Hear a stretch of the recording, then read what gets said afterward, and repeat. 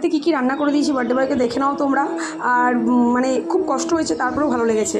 আমি তো ভাবতেই পারিনি যে দিনটা এইভাবে কাটবে, এতটা ভালোভাবে কাটবে। আমি সত্যি আশা করতে পারিনি। তো তোমাদের আশীর্বাদই সব কিছু। ঘরটা কেমন সাজানো হয়েছে তাড়াতাড়ি কিন্তু কমেন্টসের মাধ্যমে জানাতে হবে তোমাদের, ঠিক আছে? আর পুরো ব্লগটা কিন্তু দেখতে থাকো, নাহলে অনেক কিছু মিস করবে। Welcome back to my channel পূজার লাইফস্টাইল। সবাই কেমন আছো? আশা করি খুব ভালো আছো, আমিও খুব ভালো আছি। তো এই ভিডিও ক্লিপিংটা হচ্ছে আমাদের 1 তারিখ রাতের ভিডিও ক্লিপিং, ঠিক আছে? কারণ তোমার দাদা তোমাদেরকে বলেইছিলাম আমি যে আগের দিন রাতে এসেছিলো, সকালবেলা মিটিংয়ে চলে গেছে। তো ওই রাত্রিবেলায় আসার সময় ইলিশ মাছ নিয়ে এসছে। আমাকে এখন ইলিশ মাছ করতে হবে, সর্ষে পোস্ত দিয়ে ইলিশ মাছ করতে হবে। তো আমার মুখ দেখে তোমরা আশা করি গেস করতেই পারছো। আর ও আমাকে জাস্ট রাগ ভাঙানোর চেষ্টা করছিলো, এই ফুলমুল নিয়ে এসেছিলো। যেহেতু আমি রজনীগন্ধা ফুলটার গন্ধটা ভালোবাসি, তো আমি রাগ হয়ে উল্টোপাল্টা ওকে বলছিলাম, যাই হোক সেটা ক্লিপিংয়ের মধ্যে আনতে পারলাম না। আর এই যে আমি এখানে ওকে বললাম একটু গ্যাসটা ধরিয়ে, যেহেতু আমার মাছের হাত ছিল আমার। এবার রাত্রিবেলায় ভাত করেছি, আলু ভাজা করেছি, আর এই সর্ষে পোস্ত দিয়ে ইলিশটা করবো। তো তোমরা কড়াইটা দেখে অ্যাভয়েড করো, কারণ এরকম কড়াই বোধহয় সবার বাড়িতে কম বেশি একটা থাকে। তো আমি এই কড়াইটা তখনই ইউজ করি যখন ভাজা পোড়া কিছু করার হয়, তখন ইউজ করি। আর এমনি নর্মাল সময় নর্মাল কড়াইটা ইউজ করি। এটাই ভাজা পোড়া, কারণ যদি পুড়ে যায় ওই জন্য আমি এটাকে পোড়া করেই বানিয়ে দিয়েছি একদম। তো এই দেখতেই পাচ্ছ আমি সর্ষে পোস্ত কাঁচা লঙ্কা বাটা দিয়ে আমি মাছটাকে আমি ম্যারিনেট করছি। 5 পিস মাছ নিয়েছিলাম, রাতে 3 জন খাবো, তাও 2 পিস মাছ ছিল। 5 পিস মাছ নিয়েছিলাম, বাকি মাছ সব তোলাই ছিল। বাকি মাছ তোমরা পুরো ব্লগটা দেখো, দেখতে পারবে। তো খুব রাগারাগি একটা ছিল, ওই যে তোমাদেরকে আগের দিন আমি ভিডিওতে যা বলা তোমাদেরকে বলে দিয়েছি। তো সেই নিয়ে আমি আর এখন এখানে আর কিছু বলছি না। তো এখনের যে ব্লগটা তোমাদের দেখার কথা তোমরা সেটা দেখো, আশা করি খুব ভালো লাগবে। আমি আমার দিক থেকে সম্পূর্ণ রকম আমার চেষ্টাটা আমি করে গেছি। তো এই দেখো ম্যারিনেট করা হয়ে গেছে। এবার মাছ রান্নাটা আর কী দেখাবো, মাখিয়ে বসিয়ে দিলাম। আর এই যে রাতে কিন্তু আমরা খেতে বসে পড়েছি আলু ভাজা সর্ষে পোস্ত দিয়ে ইলিশ মাছ আমরা কিন্তু করে, দেখো কালারটা কেমন লাগছে, ভালো লাগছে তো। তো এই যে আমি কিন্তু নিয়ে বসে গেছি খেতে। তো আজকের রাত্রিটা কিন্তু এইভাবেই শেষ হবে আমাদের, এবার হবে নতুন সকাল। Welcome back to my channel পূজার লাইফস্টাইল। সবাই কেমন আছো? আশা করি খুব ভালো আছো। আমি আছি, সত্যি কিছু বলার মতন ভাষা নিয়ে আপাতত। তো আজকের ব্লগটা একটু অন্যরকমভাবে শুরু হচ্ছে। সকাল বাজে এখন 6:30। শুভ এসেছিলো, তোমরা তো জানি, আগের ভিডিওতে বলেইছি তোমাদের সব কিছু। তো ও কাজে গেছে গিয়ে মিটিংয়ে চলে গেছে, ও আসবে। তো জন্মদিনের দিন এটুকু আমার যতটুকু করণীয়, আমার যতটুকু কর্তব্য আমি তো অবশ্যই করবো। তো চলো সারাদিন কী করছি না করছি সবটাই তোমাদের সাথে শেয়ার করবো। চলো দেখতে থাকো, সঙ্গে থাকো। এই যে এখানে জামা কাপড়, এগুলো সব ভেজা জামা কাপড়। আর এই দেখো এখানে এই বাসনগুলো সমস্ত আমি মাজা ঘষা হলো এখন। আর এখানে ছেলেকে বললাম বাবা একটু জলগুলো ভরো, জলগুলো ভরছে বেশি না। দেখো ঘর ঠরের কী অবস্থা, ঘর দুয়ার কিচ্ছু পরিষ্কার করা নেই, চাদর ফাদর সব চেঞ্জ করবো, তো একটু পরে করছি। আর এই যে আসার সময় সে আমার খুব ফেভারিট একটা ফুল, যাই হোক নিয়ে এসছো। তো চলো কাজবাজগুলো আমি করে নিই ফটাফট। কাজ করে কিন্তু আমি বেরিয়ে পড়েছি, দেখতেই পাচ্ছ, বাজারের জন্য। কারণ আমার কাছে কোনো প্ল্যান ছিল না, তোমাদেরকে আমি আগের লাইফেও বলেছিলাম কোনো প্ল্যানিং নেই, কিচ্ছু নেই। তো যেহেতু সে 1 তারিখ রাতে এসেছে, তার জন্য আমাকে ও কাজে চলে গেছে। এবার তো আমাকে কিছু প্ল্যান করতে হবে। তো আমি আমার মতন করে ওই শর্ট টাইমের মধ্যে যতটুকু পেরেছি ততটুকু চেষ্টা করেছি। হাতে একদিনের মধ্যে এত কিছু প্ল্যান খুবই ডিফিকাল্ট ব্যাপার। দেখতেই পাচ্ছ সবজির দোকান, মাছের দোকান, মিষ্টির দোকান সবই তোমাদেরকে দেখিয়ে দিচ্ছি। কারণ আমার এগুলো কোনো কিছু প্রিপারেশন নেওয়া ছিল না, কারণ আমি কিছুই জানতাম না যে এরকম কিছু আমি করবো বা কিছু। তো এই যে আসার সময় কচুরি তরকারি নিয়ে এসলাম, মাছ ছেলে খাবে। আমি কিন্তু প্রপার পুরো উপোস করেই রয়েছি, কারণ আমি উপোস ছিলাম। কেন ছিলাম সেটাও তোমরা জানো। তো আর এখানে এই যে দেখো মাটন ঢোকাচ্ছি সাথে, এইদিকে পনির রান্না হচ্ছে। তো তোমাদের সব রান্না আমি পরপর দেখাতেও পারিনি, তাহলে অনেক বড় ব্লগ হয়ে যেত। কী রান্না করেছি সেই রেসিপিটাও তোমরা সম্পূর্ণটা এর মধ্যে পেয়ে যাবে। দেখো পুরো দোকানঘাট পুরো সাজিয়ে গুছিয়ে নিয়ে বসেছি, বুঝতেই পারছো। ভীষণ ঘরের অবস্থা খারাপ, কখন কাজ করবো কখন কী করবো আমি জানি না। আর এখানে দেখো এখানে আমি কিন্তু ঘর সাজাতে লেগে গেছি। আর টুনিফুনিগুলো বাপি লাগিয়ে দিয়ে গেছিলো, বাকি যেটুকু যা ডেকোরেশন করার আমার এইটা এখন প্রায় বাজে 3:30 বাজে। আমার রান্নাবাড়ি সমস্ত কমপ্লিট হয়ে গেছে, দেখতে পাচ্ছ। ছেলে বেলুন ফুলিয়ে দিচ্ছিলো, আর আমি এগুলোকে পুরো ডেকোরেশনটা করছিলাম আস্তে আস্তে। মানে এই 2 তারিখটা আমার যে কী গেছে সারাটা দিন শুধুমাত্র আমি জানি। দেখো বেলুন মোটামুটি আমার লাগানো হয়ে গেছে।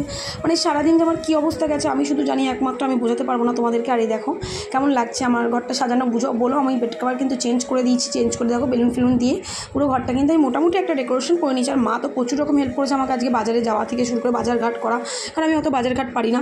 তারপরে বাড়িতে এসে কেটে বেটে ধুয়ে সমস্ত দিয়েছে, রান্নাবাড়িগুলো আমি করেছি, বাট মা কেটে ধুয়ে দিচ্ছে। দেখো একটা কেউ যদি কেটে ধুয়ে হাতের কাছেও আগিয়ে দেয় না, তাতেও তাড়াতাড়ি হয়। তো এই যে আমার আপাতত এই হচ্ছে ঘরের ডেকোরেশনটা, দেখতেই পাচ্ছ। কেমন লাগছে অবশ্যই কিন্তু আমাকে বলো। আমি আমার মতন করে ছোট্ট করে চেষ্টা করেছি। এখন শেষ হলো আমার কাজ, সকালবেলায় বাজার রান্না সব কিছু করে ঘর ফর পুরো সাজিয়ে এখন বাজে কটা চলো দেখিয়ে 4:05। এখন জলে আসলো, এবার আমি স্নানে যাবো, স্নান করে মাথা ঘষবো, স্নান করে পুজো দিতে যাব। এখনও কিছু খাইনি। তো সকালে কচুরি আনা হয়েছিল, খাওয়া হয়েছিল, মা স্নান সাথে আমি খাইনি। তো এবার আমি স্নানটা করে পুজো দিতে যাব। খিদে পেয়েছে ভীষণ জোরে, বাট কিছু করার নেই, চলো পুজোটা দিতে যাই। তো আমি কিন্তু বেরিয়ে পড়েছি পুজো দিতে যাওয়ার জন্য। পুজো দিতে যাওয়ার প্ল্যানটা কিন্তু আমার আগে থেকেই ছিল, তোমরা জানো সেটা। কিন্তু হ্যাঁ, প্ল্যানটা এটাই ছিল যে আমি সকালবেলা স্নান করে পুজো দিতে যাবো, কিন্তু তখন অবধি তো আমি জানতাম না। তো এই দেখো আমি চুড়িগুলো আবার পড়েছি, কারণ আমি চুড়িগুলো এই জন্য আমি আবারও কিন্তু খুলে ফেলেছি, কারণ একটা করে চুড়ি হাতে রেখেছি, না চুড়িগুলো সমস্ত নষ্ট হয়ে যাচ্ছে। তো আমি এখান থেকে মিষ্টির দোকানে চলে এসেছি ঠাকুরের জন্য মিষ্টি কিনবো বলে, কিনে আমি সোজা এখন যাবো কালীবাড়িতে পুজো দিতে।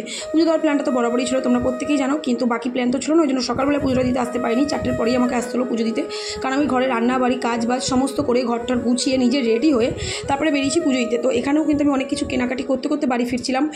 তো তোমরা পুরোটাই ব্লগ দেখতে পাবে। আমি এই ব্লগটা এডিট করতে আমার অনেকটা সময় লেগে গেল, এতটা সময় লেগে আমি বুঝতে পারিনি। তো আমি হাঁটতে হাঁটতে যাচ্ছি আর তোমাদের সাথে একটু ভিডিও ক্লিপিং নিয়ে নিলাম রাস্তা দিয়ে যেতে যেতে। তো এই দেখো কালীবাড়ি কিন্তু আমি চলে এসেছি। প্রত্যেকবার তোমার দাদাকে নিয়েই কিন্তু আমি এখানে আসি পুজো দিতে। তো এইবার কেন আসতে পারলাম না সেটা কিন্তু তোমাদের একটা সারপ্রাইজ রইল, কারণ জন্মদিনের দিন যে আমরা এত ভালো একটা সুখবর পাবো আমরা কেউ আশা করিনি। যাই হোক, সেই সুখবরটা তোমাদের কালকের ব্লগে দেবো, আজকের নয়। তো এই দেখো আমার কিন্তু পুজো দিয়ে বেরিয়ে এসে আমি সোজা চলে এসেছি ফুলের দোকানে। কি দারুণ লাগছে, ভাবলাম একটা গোলাপ ওর জন্য নিয়ে নিই। তো রজনীগন্ধা নিয়ে নিই, কারণ রজনীগন্ধা তো তোমার দাদা আগের দিন তার জন্য রজনীগন্ধা ফুলটা আমি আর নিই, শুধু গোলাপটাই নিয়ে এসেছি।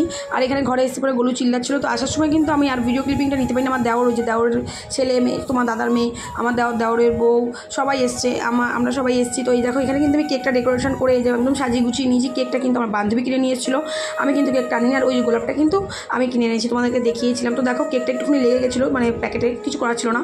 তো যাই হোক, আমরা কিন্তু পুরো ডেকোরেশন করে রেডি। এবার আমাদের যে বার্থডে বয় সে কিন্তু আসছে। তো দেখতেই পাচ্ছি এখানে সবাই দাঁড়ানো আছে।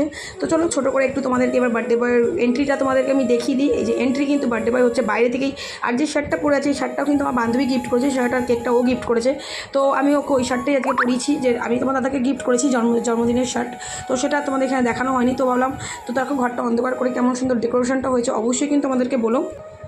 আমার খুব ভালো লাগছিলো, সবাই একসাথে বেশ একটা মজা হচ্ছিলো, ভীষণ একটা আনন্দের মধ্যে আমরা ছিলাম। তোমরা দেখতেই পাচ্ছ এই যে সবাই রয়েছে এইখানে। এবার আমরা মানে গরম লাগছিলো বড্ড, আমি তো লাইট ফাইট অফ করে দিয়েছিলাম। তো এই যে দেখো কি দারুণ লাগছিলো না জায়গাটা, ঘরটা। আর সব আমার আপনজন, এখানে কোনো বাইরের কেউ নেই। আর বাইরের লোকের কোনো এন্ট্রি আমি আমার ঘরে অন্তত দেবো না। এরকম আগেরও অনেক জন্মদিন ছিল যেগুলো আমি বাইরের লোক নিয়ে করেছিলাম, বাট না, বাইরের লোকের যে ঘা আমি খেয়েছি, আমি আর ভুল করেও বাইরের লোক নয়, রক্তই হয়। তোমার দাদা একটা রিলস ছেড়েছিলো, দেখেছিলো তো? ওইটা আমি ছাড়িনি, ওইটা এডিট করে তোমার দাদাই ছেড়েছিলো আমার অ্যাকাউন্ট থেকে, যে আপনি তো আপনি হতে। সত্যি নিজের লোক নিজেরই হয়, নিজের কোনো দিন পর হয় না, পর কোনো দিন নিজের হয় না, এটা আমি খুব ভালো মতন মানি এবং জানি। তো এই যে দেখতেই পাচ্ছ, তো এই যে আমাকে জোর করে উঠালো, আমি উঠবো না, হলাম না ও বসু, কই কাকু না, আমার বান্ধবী মা, আমার দেওরের বংশ চলছে না, তুমি পাশে গিয়ে বসো, তুমি পাশে গিয়ে। তো এখন একটা জ্বালাতে হতে একটা জ্বালাতে পারছিলাম না, ওটা নিভে যাচ্ছিলো। তো যাই হোক, আমি আমার মতন করে যেটুকু পেরেছি তোমার দাদাকে আনন্দ দেওয়ার চেষ্টা করেছি।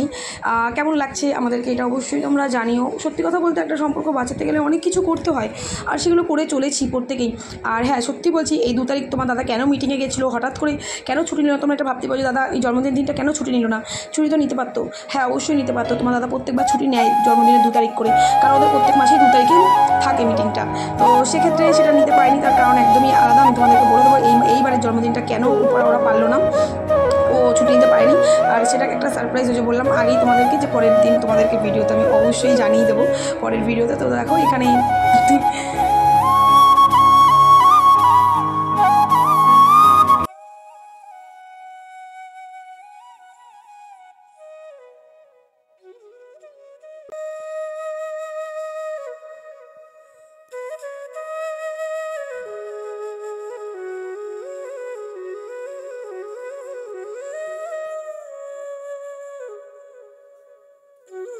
এখন কিন্তু যেহেতু দুপুরবেলা তোমার দাদা ছিল না, রান্না করে ওকে গুছিয়ে দিতে পারিনি, তাই সারা দুপুর রান্না করে রেখেছি। এই আপডেটগুলো তোমাদেরকে আগে দিইনি, কারণ ও যদি সারপ্রাইজটা পেয়ে যেত বাজে লাগতো, যদি ভিডিও দেখে নিই। এমনি সময় তো দেখবে না, আর এই সব সময় যদি দেখে না, তাহলে আমি সারপ্রাইজটা দিতেই পারতাম না।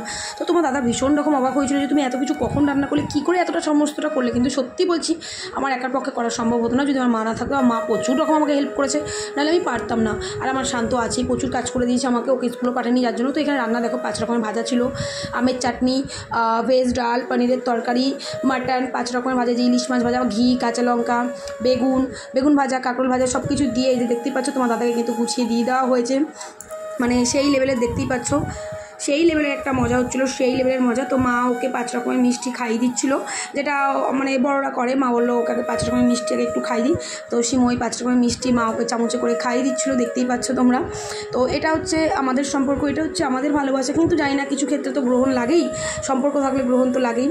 তোমার দাদা নমস্কারও করলো মাকে, তো দেখতেই পাচ্ছ ভীষণ ভীষণ মজা করেছি। হ্যাঁ, তার মানে কি এটা মনে করছো যে শুধু কি মজাই করছো তোমরা, কি কেউ ড্রিঙ্ক কেন করবে না ভাই? বার্থডে দিন কেন কেউ করবে না? সবাই ড্রিঙ্ক করেছে, সবাই মজা করেছে, এটা করাটাই স্বাভাবিক। বার্থডে সেলিব্রেট হচ্ছে, এটা তো আর নিশ্চয়ই অন্য কিছু না। তো সেখানে সব বন্ধু বান্ধব সবাই আছে, তো মজা করাটাই স্বাভাবিক। তো এই যে দেখে নাও তোমরা সব কিছু তোমাদের সামনে থেকে দেখিয়ে দিলাম কী কী রান্না করেছি। দেখতেই পাচ্ছ ভীষণ মানে সবটা সাজিয়ে গুছিয়ে আমি দিয়েছি, কারণ এটা দুপুরে আমি দিতে পারিনি, কারণ আর ও ছিল না। তো এই ছিল আমার ওকে রান্না করে দেওয়ার এই খাওয়া দাওয়া। তো সবাই মিলেই খাওয়া দাওয়া করেছি, ভীষণ ভীষণ মজা হয়েছে, বিশ্বাস করো। আর আমি আবারও বলছি, তোমরা প্রত্যেকে যেন, আমার কাছে কোনো প্ল্যান ছিল না আগের দিন অবধিও যখন তোমাদের সাথে কথা বলছিলাম। তো ওই যে ও আবার একটুখানি তুলে সবাইকে খাইয়ে দিচ্ছিলো, আমার বান্ধবী তো অবাক হয়ে গেছে, কী হলো রে বাবা। তো ওই যে সবাইকেই আমাকে খাইয়ে দিয়েছে, বান্ধবীকে, আমার মাকে গিয়ে খাইয়ে দিয়েছে, আমার বাবাকে খাইয়ে দিয়েছে, সবাইকে ও 1 চামচ করে মেখে খাইয়ে দিয়েছে। ওই দেখো না, ভাইকে খাইয়ে দিচ্ছে সব। মানে খাওয়া দাওয়া হয়ে গেছে, ঘর মুছেছি। এই দেখো না, রাত্রিবেলা এখন আমার ভাই রাত্রি 2টোর সময় স্ট্যান্ড ফ্যান দিয়ে ঘর শুকাচ্ছে, সবাই এখন শোবো ওই জন্য। বাকি ব্লগটা পরের দিনে কী রান্না খাওয়া হচ্ছে সেটাও তোমাদের পরের ব্লগে দেখাবো, এখানে আর দিলাম না। আর এই যে এই বার্থডে ব্লগের মধ্যে দেখো, তোমার দাদা বাড়ি গেছিলো, মানে 2-3 তারিখ তোমার দাদা বাড়ি গেছে, 2 তারিখ এখানে ছিল। তো ওখানে যাওয়ার পর কিছু বন্ধুবান্ধব, মানে ভাইয়ের বন্ধুবান্ধবরা মিলে বার্থডে সেলিব্রেট করছিলো 3 তারিখে। এটা কী দিয়ে, পিৎজা কেটে, মানে সেই লেভেলের হাসি পাচ্ছিলো। তোমার দাদা আমাকে আবার ভিডিওটা করে পাঠিয়েছে, দেখো ওরা বার্থডে সেলিব্রেট করে পিৎজা কেটে। তো ঠিক আছে, সত্যি বলতে এই ছোটো ছোটো আনন্দ আমি তো দেখতেই পারলে। আগের দিন রাতে 1 তারিখ রাত্রি 12টার পরে আমি 5 টাকা দামের কেক কেটে তোমার দাদার আমি বার্থডে সেলিব্রেট করেছি, কারণ ওই যে বললাম কোনো প্ল্যানিং ছিল না। তো এই ছিল আমার আজকের বার্থডে ব্লগ। এবার পরের দিন কী খাওয়া দাওয়া হয়েছে, মানে বার্থডের পরের দিন, মানে 3 তারিখে দুপুরে কি সকাল থেকে কী করেছি সেটা তোমাদের কালকের ব্লগে আমি নিয়ে আসবো। আজকের ব্লগটা আমি এই অবধিই রাখছি। প্রত্যেকে ভালো থেকো, সুস্থ থেকো। কেমন লাগলো ব্লগটা অবশ্যই কিন্তু আমাকে জানিও। আর কোথাও যদি কোনো ভুল ত্রুটি করে থাকি অবশ্যই ক্ষমা করে দিও, বা আমাকে কমেন্টের মাধ্যমে কিন্তু জানিও দিও, দিদি এইটা কিন্তু তুমি ভুল করেছো, এইটা করা ঠিক না, বা এটা করা উচিত ছিল। তো এই ছিল তোমার দাদার পিৎজা কেটে বার্থডে সেলিব্রেট করা, বেশ দারুণ লেগেছে আমার বিষয়টা। তো তোমরা আশীর্বাদ করো। আর জন্মদিনের দিন খুব ভালো একটা খবর পেয়েছি, অবশ্যই কালকের ব্লগে বলবো। চলো টাটা।